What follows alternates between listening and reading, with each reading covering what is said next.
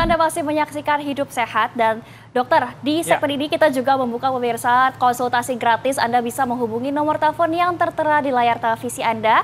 Dan nanti kita akan bahas juga ya dokter ya, semua pertanyaannya di sini. Dan dokter, kembali lagi ke pertanyaan terakhir. Apakah memang betul karena adanya perbedaan di rumah tangga ini bisa memicu adanya perilaku KDRT? Karena kita ketahui ya, sudah pasti kalau menyatukan dua orang ada perbedaan-perbedaan yang ada ya dok ya. Fakta atau mitos tuh dokter? Ya, betul sekali Zi. Jadi makanya kalau di setiap hari raya atau arisan gitu ya sering kapan nikah gitu ya, kapan nikah itu jadi kayak pressure ya, Betul, jadi tekanan. betul sekali. Jadi pengen buru-buru. Padahal ya jatuh cinta itu mudah, tapi bertahan pada cinta yang sama itu berkelas katanya gitu ya. Jadi membangun relasi itu ya ada 3 komponen utama sebenarnya ya Zi dan juga pemirsa. Yang pertama ada passion, ada love, ada cinta di sana. Yang kedua adalah keintiman atau intimacy, dan yang ketiga adalah komitmen. Nah, setelah kita jatuh cinta dan merasa orang ini cocok nih buat kita, jangan lupa untuk menjaga keintiman dalam sebuah relasi. Nah, keintiman itu keintiman fisik, keintiman waktu, keintiman seksual, keintiman intelektual, keintiman spiritual. Jadi berkomunikasi terus-menerus dengan pasangan kita, mencoba melakukan hobi-hobi yang sama, menjalankan ibadah bareng-bareng misalnya. Nah, hal itulah yang akan memperkuat sebuah relasi ini. Dan yang terakhir tadi adalah komitmen untuk menjaga, untuk melindungi, dan untuk membuat keluarga yang sudah dibangun ini menjadi keluarga yang lebih baik terus setiap harinya. Dan itu takes time tentunya, butuh waktu ya. Bahkan mereka yang punya hubungan suami istri yang sudah lama pun masih juga butuh waktu untuk mencoba mengerti, memahami, saling memperhatikan satu dengan yang lainnya. Jadi benar sekali, jadi membangun suatu komunikasi dalam keluarga menjadi suatu pondasi penting ya, membuat sebuah relasi itu bisa bertahan dengan lama. Betul sekali ya dokter, memang ada perbedaan tapi harus membangun komunikasi dan intimasi tersebut. Betul. Nah dokter, tadi saya juga bertanya-tanya di doknya, kalau misalkan dalam suatu tindakan kekerasan dalam rumah tangga, ini lebih baik yang mana dulu yang disembuhkan atau butuh bimbingan konseling antara pelakunya kah atau korbannya dok? Ya, sebenarnya dua-duanya membutuhkan pertolongan ya. Tetapi yang paling pertama tentunya korban dari KDRT ini menjadi orang yang paling terdampak. Sehingga berada di tempat yang aman dan ada suatu proses untuk pemulihan kondisi fisik dan juga kondisi mentalnya menjadi prioritas yang harus kita lakukan. Karena tentunya setiap perilaku kekerasan akan menimbulkan luka psikologis yang akan berdampak kemudian konsekuensi-konsekuensi negatif dan bisa berujung juga pada munculnya berbagai masalah atau gangguan kejiwaan seperti gangguan ansietas, gangguan depresi ataupun PTSD, Post Traumatic Stress Disorder. Baik, nah dokter sepertinya sudah ada penelpon nih dari pemirsa. Kita langsung saja panggil. Selamat pagi, dengan siapa di mana? Halo. Halo, selamat pagi, dengan siapa di mana? Iya, selamat pagi Mas. Halo, selamat pagi. Dengan Rahmat di Cengkareng.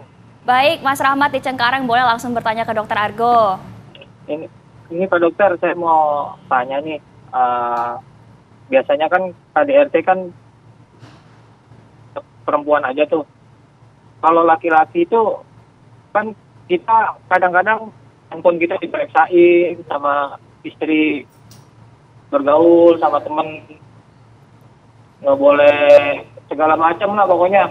Baik. Terlalu protektif istri itu gimana ya dok ya? Oke, siap Mas Rahmat. Gimana dok? Biasanya kan korbannya perempuan, tapi kan laki-laki juga menderita dicek-cekin barang pribadinya termasuk handphone. Itu termasuk kekerasan emosional atau seperti apa dok? Ya benar, jadi bukan hanya perempuan ya yang bisa menjadi korban dari KDRT ini. Meskipun angkanya itu lebih banyak, tetapi laki-laki pun benar bisa juga menjadi korban KDRT. Dan salah satu kekerasan selain tadi kekerasan fisik, kekerasan seksual gitu ya, bisa juga yang kita sebut kekerasan emosional atau kekerasan psikologis. Nah, salah satunya itu tuh membatasi waktu untuk berinteraksi dengan orang-orang, keluarga. Nah, hal-hal yang seperti ini kan sebenarnya hal-hal yang bisa dibicarakan dengan baik tanpa harus lewat kekerasan. Sampaikan apa yang kita tidak rasakan nyaman tersebut dengan pasangan kita dengan bahasa yang santun, dengan intonasi yang baik, sehingga kemudian bersama-sama mencari solusinya nih. Keseimbangannya di mana nih? Mana yang buat aku oke, buat kamu juga oke gitu ya. Nah, itu itulah yang perlu dicari itu titik temunya, sehingga tidak saling menyalahkan, karena mungkin satu orang punya ekspektasi, punya harapan tertentu, tapi nggak sama dengan harapan dari pasangannya. Baik. Konflik yang seperti itu tentunya bisa dihindari dengan pola komunikasi yang baik, Zi. Baik, terima kasih dokter atas informasinya. Dokter, setelah itu juga bagaimana dok proses kemudian penyembuhan antara korban dan juga pelaku dalam kasus kekerasan dalam rumah tangga ini. Tapi jangan dibahas dulu dokter, karena pemirsa kita akan lihat dulu tayangan berikut ini.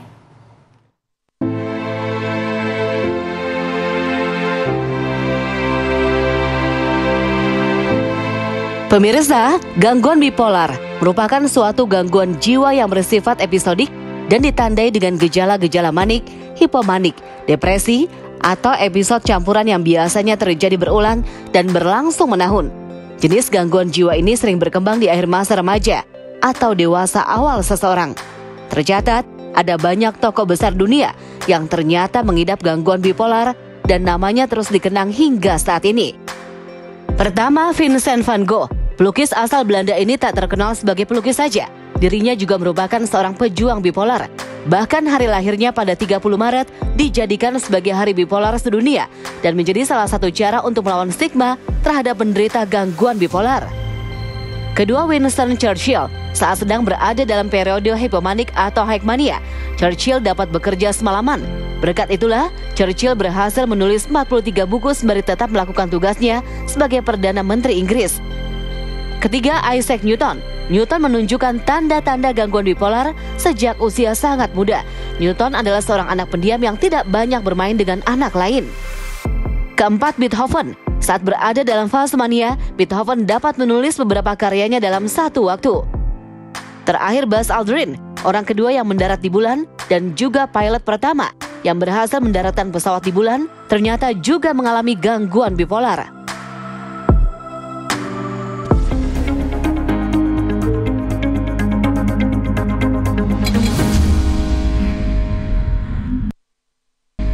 Pemirsa, terima kasih Anda masih menyaksikan Hidup Sehat, dan tadi kita sudah membahas semuanya ya pemirsa. Ternyata memang antara korban dan pelaku dari kekerasan dalam rumah tangga itu memiliki gangguan kesehatan mental ya dokter ya.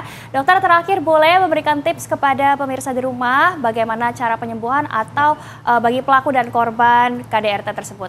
Ya, jadi kita perlu memahami ada siklus dari KDRT ini. Yang pertama namanya fase honeymoon, di mana sebuah relasi itu kayaknya penuh dengan cinta kasih, perhatian, dan sesuatu yang indah-indah. Tapi ketika ada masalah dan konflik, masuk tuh ke fase ketegangan. Kalau kita nggak bisa menemukan solusi terhadap berbagai masalah tersebut, maka masuklah fase ketiga, yaitu explosion, meledak. Dan disinilah kekerasan itu terjadi. Nah, biasanya yang bersangkutan, pelaku akan minta maaf, kemudian kita yang sebagai korban pun akan merasa kasihan, merasa masih ada harapan, sehingga kembali lagi ke fase honeymoon tadi. Tetapi kalau siklus ini kemudian tidak dikenali sebagai siklus KDRT, maka yang bersangkutan kemudian akan mendapatkan konsekuensi negatif. Setuju banget tadi ya yang Zizi bilang, bahwa baik korban maupun pelaku tentu punya masalah psikologis dan mental, sehingga berkonsultasi dengan profesional kesehatan jiwa itu akan menjadi suatu pilihan yang sangat baik. Sebelum terjadi ledakan-ledakan emosi yang fatal, ketika adanya suatu permasalahan dalam keluarga, banyak sekali profesional kesehatan jiwa yang bisa memberikan bantuan seperti psikiater, psikolog, perawat jiwa, konselor, pekerja sosial. Semuanya punya kompetensi dan kapabilitas untuk bisa menolong agar kita tentunya punya kehidupan keluarga yang baik. Jadi say no to KDRT, say yes to healthy relationship. Wow, luar biasa dokter, terima kasih atas informasinya. Berarti pemirsa, antara pelaku dan korban KDRT sama-sama harus mendapatkan pendampingan dari konsultan kejiwaan, dokter, dan psikiater, dan sebagainya ya dokter ya. Terima kasih banyak dokter atas waktunya hari ini. Dan pemirsa, terima kasih Anda telah menyaksikan Hidup Sehat bersama saya Zinka Nila dan segenap kru yang bertugas pamit undur diri. Jangan lupa saksikan Hidup Sehat setiap hari Senin sampai Jumat pukul 9.30 waktu Indonesia Barat. Indonesia, hidup sehat.